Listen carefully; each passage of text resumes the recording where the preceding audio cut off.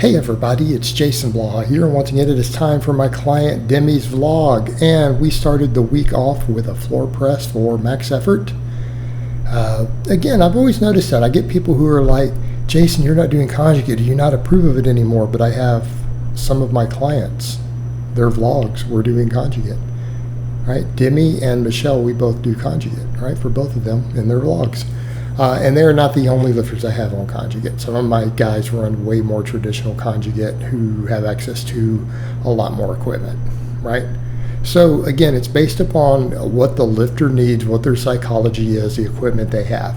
So that's something to always keep in mind, with clients. I do base stuff on their mindset, their psychology, stuff like that. I think that is important when selecting the type of programming we're using for lifters. And it's something that all of you have to consider when you're looking at this, the way that you're going to program your own training or how you're going to train.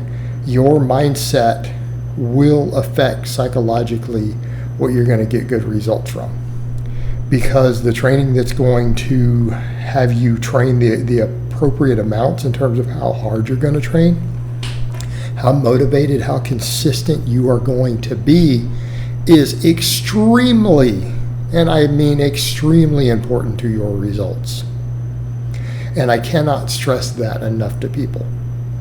Okay, there's a reason that sometimes some of these different systems are extremely successful for some people, and then someone else says, I don't know, I didn't get great results doing that, but then a bunch of other people get amazing results doing it. Even if they all kind of adhere to a system or a training approach, it's because of mindset. It's because of how hard you are going to be willing to work. And I don't think it's the case of, some people say, well, some people are just too lazy. Well, that might be the case in some cases, but you see it among fairly highly motivated people. And I honestly think a lot of it has to do with their personality, their mindset, and the way that training is geared towards that, because different ways of training are going to work better for different people mentally, even if they all have the potential. These multiple systems have the potential to produce very good physical results. And so just something to keep in mind with this. So in his case, though, we did that. We did a normal back squat. He didn't get crazy good on it, but he had a little bit of recovery problems this week, some other stuff going on that we've kind of worked around. So his squat wasn't that good. It was only 180 kg, which he slightly surpassed before. But considering we've hit PRs on squats lately a lot, I'll still take it. Still a decent training max for our purposes. He did get a PR, I believe, on the floor press. So we just keep moving forward. We keep making gains. And we've talked about maybe getting some extra practice work in on back squats with the barbell. It may be of use to him at this point, because it's not lack of strength. He's hit a heavier weight than that now with the safety squat bar, which is more difficult, right? So it may be a case of we may need to get a little bit of practice squatting in for him, because we get all that on bench and other stuff, right? Because all the speed benching, the rep work, we get plenty of that. Deadlift is just kind of his lift, but we do the speed pulls. And now the RDLs will tend to carry over to that now that I have him doing those in place of good mornings. I personally feel like the RDL has very, very good carryover for lifters on their conventional deadlifts. Again, just my experience as a coach. All right. Of course, you see his normal supplemental work. We do a lot of rowing. We do pause benching, incline benching. We do lots of triceps for him. You'll see tricep work through here. But rowing, we do both barbells and dumbbells throughout the week. Again, as he gets strong enough to do pull-ups, we'll probably work some pull-ups in. But right now, I just use the different types of rows. Perfectly acceptable. Lower body stuff at the moment, it's very, very simple. We do RDLs.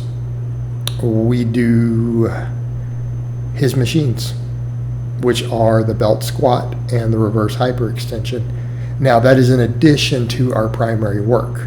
What do you mean by primary work? Well, our max effort work for his max effort days, which we max on some sort of squat or deadlift. Usually for him, fairly close variations to what he has. So either a deficit deadlift, pause deadlift, safety bar squat, things like that, if we don't do just a classic lift. But again, we see JM presses here. We tend to do JM presses for him right now and band press downs. Again, spend some time building his elbow tendons up. I may take him over to some skull crushers and other extensions again for a while. But I do like, for bench lockout strength, I do really like the JM press in terms of building the triceps the way that we want to lock the bench. Whereas in something like, say, a skull crusher is just going to be overall tricep development, which may still help with our benching, irrespective of where we are in the range of motion. But absolutely lockout strength, I love the JM press. I feel like it gives a lot of carryover there for my bench pressers. And again, with a healthy dose of band press downs, because he's historically had weaker and smaller triceps, and I want to keep the tendons healthy as that tricep strength comes up. All right, dynamic effort lower, we do speed boxes with the safety bar, and then we do conventional speed pulls. And of course, we do our normal stuff after that, our normal conjugate hypertrophy work for him, which is, again, Romanian deadlifts, belt squats, reverse hyperextensions. Okay. And again, rowing, lots and lots of rowing, because for him, his upper body is a little bit behind his lower body in terms of development. I know that's fairly rare, because a lot of guys start out being upper body bros, so their upper body tends to be ahead, but people who either started with normal strength training or they played sports of some type usually take lower body training more seriously early on, and it is actually possible to occasionally see that. Now, you would still rather see that. If we want someone to be strong, we want someone to be athletic. In his case, he's powerlifting. In those cases, we would, if we're going to be biased one direction, we would rather see it on the lower body, obviously, because it's going to bring more to sports performance. It's definitely going to bring more to powerlifting. But upper body still obviously matters. Still matters. And in his case, he's a little more developed in terms of lower body strength than upper. And it's trucked along really well. Like, his squats and stuff have gone up quite a bit, even as we've been training. So, again, we have a slight bias towards the upper body in his training. Simply because we need it, just in terms of overall development. And it's not something we're always going to say. The only other time I might do that is when I have a guy who is more general population and does care a little bit more about his looks. I might do the same thing in that case also. But otherwise, I'm going to tend to keep people fairly balanced in terms of those things. But at the end of the day, those sort of things really come down to a person's individual goals, what they need to meet their overall goals. And as a coach, it's my job to provide that.